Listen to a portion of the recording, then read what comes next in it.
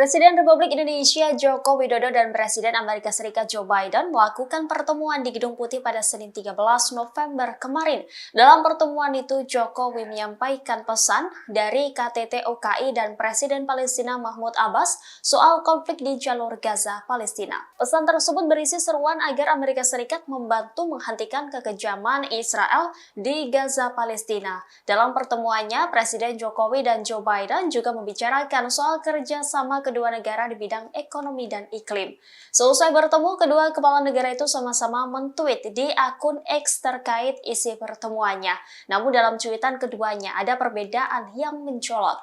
Presiden Jokowi menuliskan pesan mengenai perlunya menghentikan konflik di jalur Gaza. Jokowi mengaku telah mengajak Joe Biden untuk menghentikan kekejaman Israel di Palestina.